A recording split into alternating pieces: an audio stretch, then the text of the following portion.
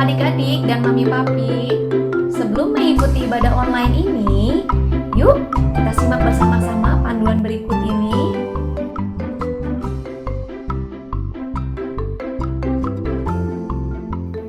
Mohon bimbingan mami papi saat anak-anak mengikuti ibadah online ini.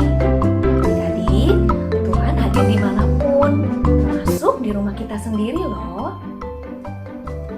Adik-adik, jangan lupa persiapkan Alkitabnya ya. Dan adik-adik sudah siap dengan pakaian yang rapi dan sopan, seperti sedang beribadah di sekolah minggu. Tetap semangat dan antusias mengikuti setiap instruksi dari kakak-kakak ya. Adik-adik bebas berekspresi dalam memuji dan menyembah Tuhan. Selama mengikuti ibadah, adik-adik tetap fokus dan tidak melakukan kegiatan yang lainnya. Siapkan hati dan sikap yang terbaik untuk Tuhan Yesus. Selamat beribadah. Hadirat-Mu memenuhi melawat kami di sini. Tanda mukjizat, tanda ajaib membanjiri.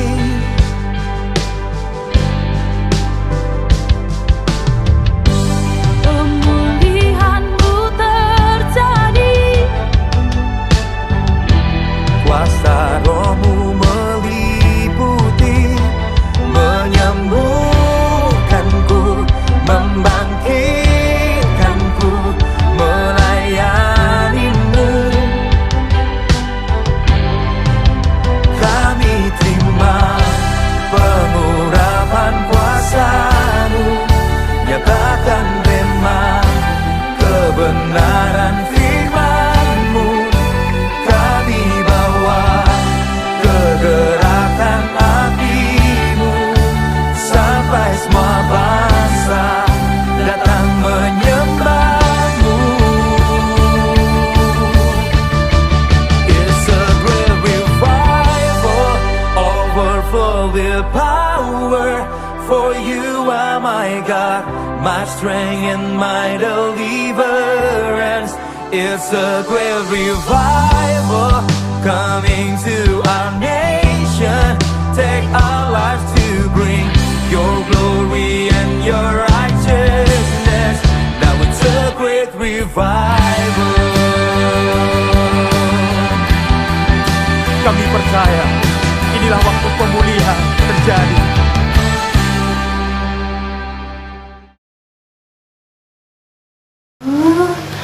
Ada adik-adik, selamat hari Minggu.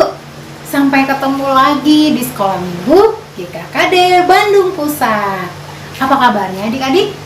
Luar biasa ya, Yesus dahsyat. Yes, yes, yes. Kita mau memulai ibadah. Sebelum ibadah, kita berdoa bersama-sama ya. Adik-adik boleh duduk, boleh berdiri. Kita lipat tangan, tutup matanya. Tuhan Yesus, ini kami mau memulai ibadah kami mau bersuka cita, menari, melompat bersama-sama dengan Tuhan. Kami percaya Tuhan ada bersama-sama dengan kami, Roh Kudus menolong kami semua untuk tertib menjadi anak yang baik mengikuti ibadah sepanjang hari ini. Hanya di dalam nama Tuhan Yesus, sama-sama kita katakan, amin. Satu pujian bahwa setiap hari tidak ada tanpa Tuhan Yesus dalam hidup kita. Dia selalu ada bersama-sama dengan kita adik-adik. Boleh tepuk tangan ya. Senin, Selasa, Engkau tetap Raja. Rabu, Kamis, Engkau yang termanis. Jumat, Sabtu, ku tetap milik-Mu. Minggu aku terus memuji-Mu. Setiap nafasku Engkaulah Yesusku. Setiap denyut jantungku Yesus segalanya. Setiap nafasku Engkaulah Yesusku. Setiap denyut jantungku Yesus segalanya. satu pujian yang mengatakan bahwa kasih Tuhan tak pernah berakhir apapun kondisinya hari ini. Kasih Tuhan selalu ada buat adik-adik di rumah. Papa Mama boleh menumpangkan tangan untuk adik-adik sambil kita mengangkat pujian ini ya.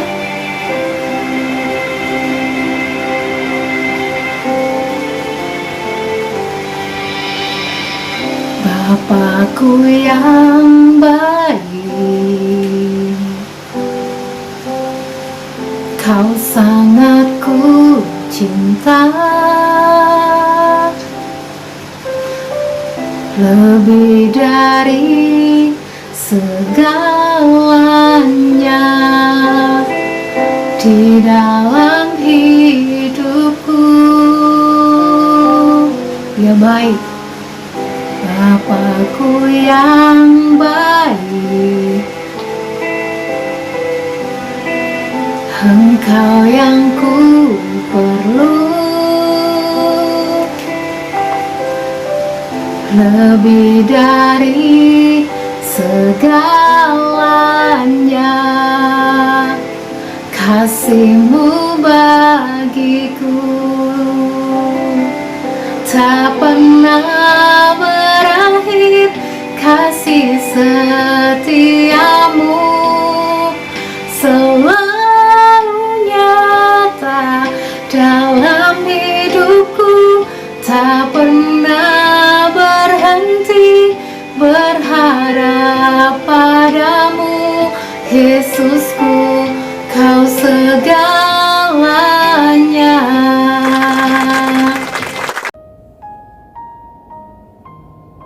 Oh, halo adik-adik, selamat pagi. Maaf ya adik-adik, hari ini Kak Devi lagi gak terlalu bersemangat. Karena Kak Devi baru dengar kabar ada salah satu teman Kak Devi yang lagi sedih. Kak Devi jadi ikutan sedih juga. Karena Kak Devi gak bisa datang ke rumah teman Kak Devi itu untuk menolongnya. Oh iya, Kak Devi baru ingat, ada satu cara yang bisa Kak Devi lakukan untuk menolong teman Kak Devi itu. Adik-adik penasaran juga nggak apa yang bisa Kak Devi lakukan walaupun Kak Devi di rumah dan teman Kak Devi di rumah teman Kak Devi? Nah, kalau untuk adik-adik yang mau tahu, dengerin terus ceritanya Kak Devi ya. Adik-adik, hari ini Kak Devi akan bercerita tentang Tuhan Yesus menyembuhkan anak pegawai istana. Pegawai istana itu adalah orang yang bekerja di istana. Jadi adik-adik, pada zaman dahulu, pegawai istana itu biasanya seorang yang dihormati, seorang yang kaya dan disegani oleh banyak orang. Terlihat semuanya baik-baik aja, senang-senang aja ya adik-adik. Tapi ternyata tidak seperti itu kenyataannya. Bapak ini sedang memiliki masalah yang besar. Jadi dia terlihat murung, terlihat sedih. Ternyata adik-adik, anak dari bapak pegawai istana ini sedang sakit. Sakit yang parah. Walaupun bapak ini sudah mencari pengobatan kemana-mana untuk menyembuhkan anaknya, tetapi kondisi anaknya bukannya semakin membaik, tapi semakin tidak baik. Bahkan katanya disebutkan bahwa anak ini hampir meninggal. Suatu hari, bapak pegawai istana ini mendapat kabar dari seseorang bahwa Yesus sedang berkunjung ke kota Kana di Galilea. Bapak pegawai istana ini tinggal di kota Kapernaum. Jadi, jarak dari Kapernaum ke kota Kana itu kurang lebih 20 mil atau kurang lebih 32 km. Jadi, kalau dari kota Bandung itu kurang lebih sampai ke Tangkuban Perahu adik-adik. Di daerah Lembang masih kesananya lagi. Nah, zaman dulu itu kan kalau melakukan perjalanan itu tidak dengan kendaraan bermotor. Mereka biasanya berjalan kaki, atau naik keledai, atau naik kuda. Jadi pastinya memakan waktu yang cukup lama tuh perjalanannya. Tapi karena bapak ini ingin anaknya lekas sembuh, cepat sembuh, bapak ini melakukan perjalanan dari kota Kapernaum ke Kana untuk bertemu dengan Yesus. Akhirnya, bapak pegawai istana ini sampai di kota Kana untuk bertemu dengan Yesus. Dari kejauhan, bapak ini udah melihat Yesus dan dia dengan segera mendekat Yesus dan menyatakan keinginannya agar Yesus mendatangi rumahnya di Kapernaum untuk menyembuhkan, untuk menolong anaknya yang sedang sakit dan bahkan hampir meninggal. Tetapi adik-adik, apa yang dikatakan oleh Yesus? Kita mau buka Alkitabnya ya. Adik-adik yang belum bisa baca, adik-adik boleh minta ditemani mama sama papanya untuk buka firman Tuhan dari Yohanes 4 ayat 50. Kak Devi mau bacakan buat adik-adik ya. Kata Yesus kepadanya, "Pergilah, anakmu hidup." Orang itu percaya akan perkataan yang dikatakan Yesus kepadanya, lalu dia pergi. Setelah mendengarkan perkataan Yesus, orang ini percaya dan segera pulang. Lalu di dalam perjalanannya, bapak pegawai istana ini ke rumahnya di Kapernaum. Bapak ini melihat dari kejauhan ada hamba-hambanya. Hamba itu pegawai adik-adik. Ada hambanya dari kejauhan yang berlari mendekati bapak ini.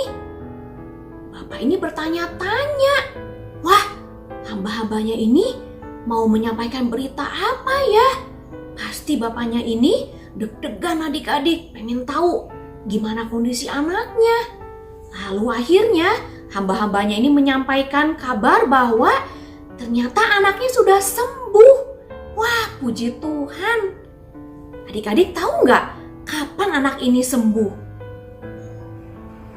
Adik-adik, anak ini sembuh saat Tuhan mengatakan bahwa anak dari pegawai istana ini sembuh. Luar biasa ya adik-adik. Yesus bisa menyembuhkan anak pegawai istana itu tanpa harus mendatangi rumah bapak pegawai istana itu di Kapernaum. Begitu juga dengan Kak Devi.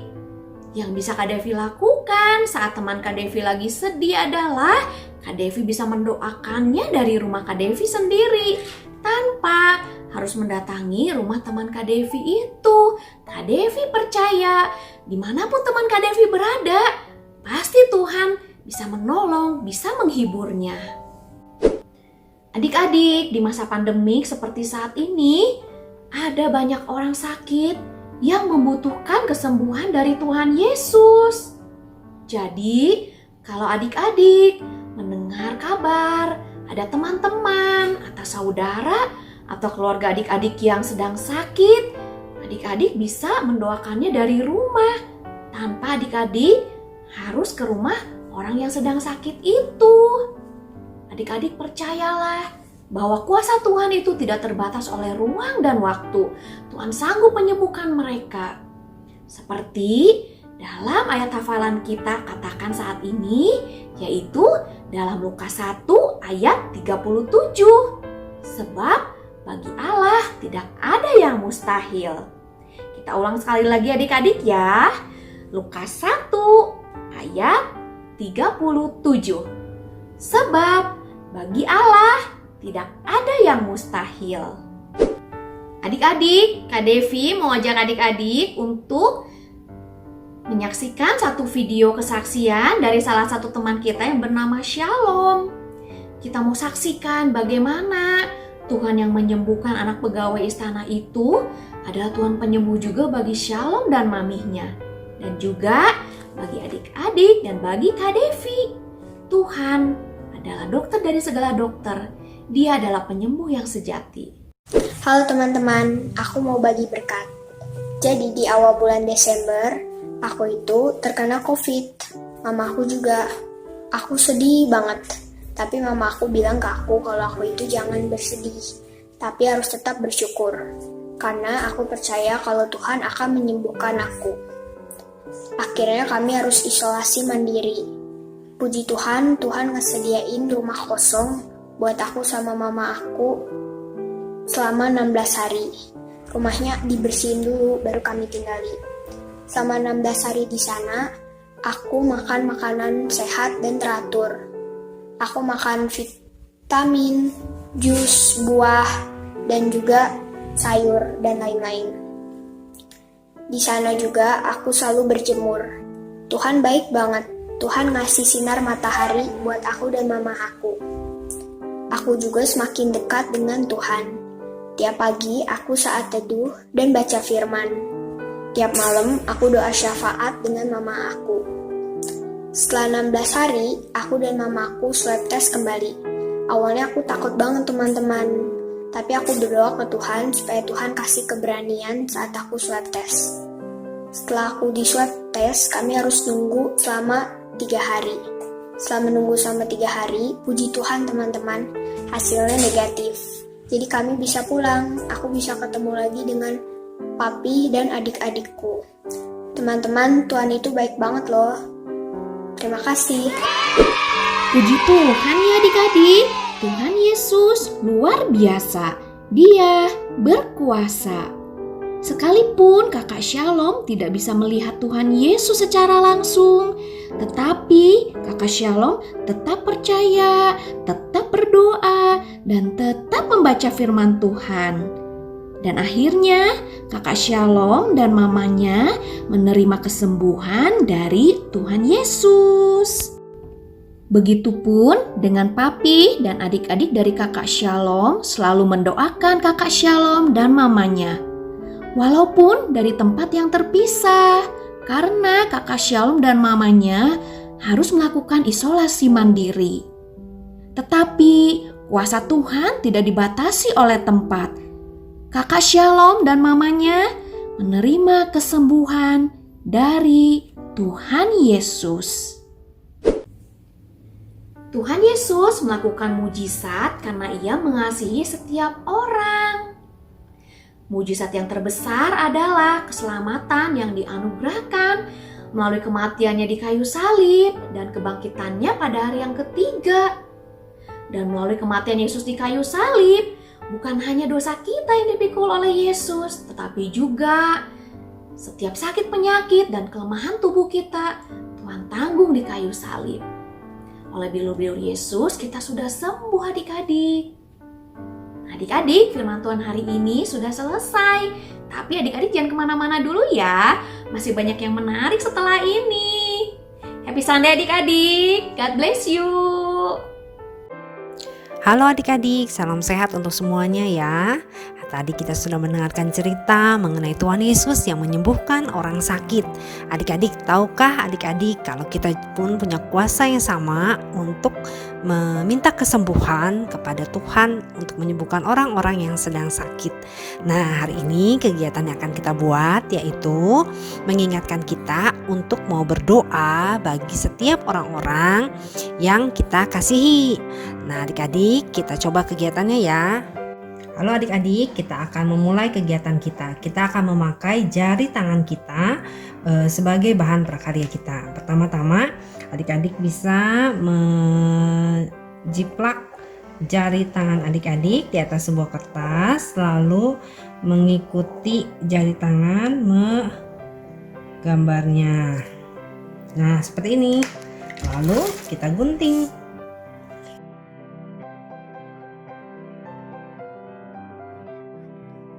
Ini hasil yang didapat setelah menggunting. Nah, sekarang kita hias sesuai dengan keinginan adik-adik. Kalau ada cat air, adik-adik bisa pakai cat air. Kalau ada stiker, adik-adik bisa tempel stiker. Yang terutama yang akan kita lakukan, kita akan menaruh setiap nama dari orang-orang yang ingin kita doakan di setiap jari ini adik-adik. Jadi kalau adik-adik mau berdoa buat mama, adik-adik taruh nama mama di sini. Adik-adik mau berdoa buat adik, bisa taruh di sini. Adik-adik mau berdoa buat teman adik-adik yang sakit, bisa taruh di antara 5 ini. Atau adik-adik mau berdoa untuk orang yang sering adik-adik temui, misalnya tukang sayur yang sering adik-adik lihat di depan rumah. Adik-adik bisa berdoa di sini, buat taruh namanya di sini untuk mengingatkan adik-adik untuk berdoa buat mereka. Yuk kita coba ya adik-adik ya.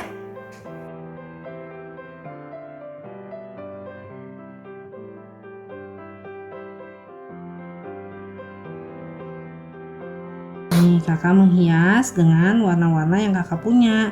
Kebetulan kakak cuma punya 4 warna, jadi kakak campur-campur warnanya. Ini adik-adik bebas berkreasi sesuka adik-adik ya. Yang penting warnanya berbeda-beda di tiap jari. Nah, nanti kita buat tambahan, misalnya kita hiasi seperti ini.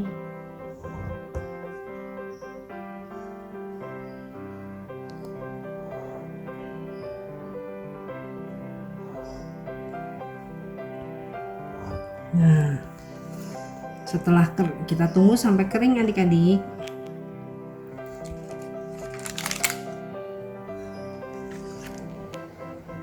Stiker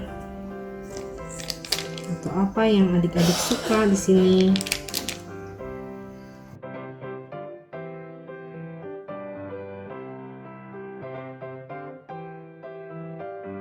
Nah, ini hasil yang udah jadi. Adik-adik bisa taruh ini, gantung ini di kamar atau dimanapun, mengingatkan adik-adik untuk berdoa bagi orang-orang yang namanya sudah tertulis di sini.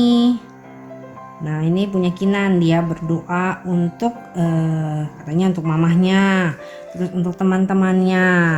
Nah, nanti kalau sudah seminggu lewat, adik-adik bisa rubah lagi ganti namanya ini dengan nama yang lain adik-adik. Yang penting adik-adik belajar bahwa setiap hari kita mau berdoa bagi orang-orang yang ada di pikiran kita atau orang-orang yang bertemu dengan kita. Oke adik-adik, selamat berdoa. Adik-adik, mari kita berdoa untuk menutup ibadah kita hari ini. Tuhan Yesus, terima kasih untuk hari ini. Terima kasih kalau kami sudah boleh mendengarkan firman Tuhan tentang Tuhan Yesus yang menyembuhkan orang yang sakit. Tuhan, tolong kami Tuhan untuk kami senantiasa percaya dan kami juga terus belajar untuk mau berdoa untuk teman-teman kami atau orang-orang yang terdekat bagi kami, untuk mendoakan mereka ya Tuhan ketika mereka sakit. Dan kami belajar percaya bahwa apa yang kami minta kepada Tuhan itu akan Tuhan lakukan sesuai dengan kehendak-Mu. Mari Tuhan tolong kami untuk kami terus mau belajar mengenal Tuhan dari hari ke hari, supaya Tuhan disukakan dengan apa yang kami lakukan. Terima kasih Tuhan, kami berdoa dan kami bersyukur. Amin. Saatnya kita saksikan teman-teman kalian yang mau bersaksi tentang kebaikan Tuhan, tentang kasih Tuhan yang besar buat mereka, tentang Yesus adalah sahabat mereka, atau apapun itu. Kita lihat yuk sama-sama. Ini dia.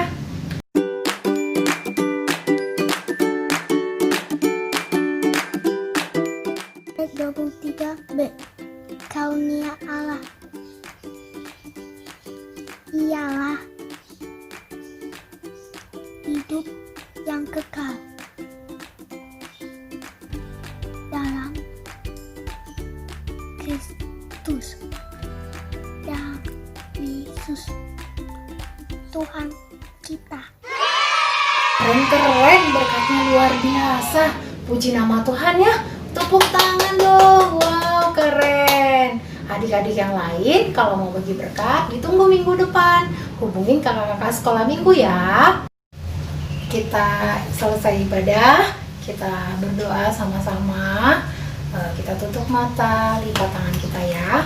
Tuhan Yesus, terima kasih, Kau sangat baik buat kami. Kami mau belajar menjadi anak-anak yang takut akan Tuhan, yang setia kepada Tuhan. Tuhan, terima kasih untuk firman Tuhan yang kami dengar. Terima kasih, biarlah kami menjadi anak-anak Tuhan yang luar biasa, yang mengasihi Tuhan, yang memperkatakan Tuhan dalam hidup kami senantiasa. Terpuji Engkau Tuhan. Minggu depan kami mau beribadah dengan sukacita, karena Tuhan yang membuat kami bersukacita senantiasa. Di dalam nama Tuhan Yesus sama-sama kita katakan amin. Sampai ketemu minggu depan adik-adik.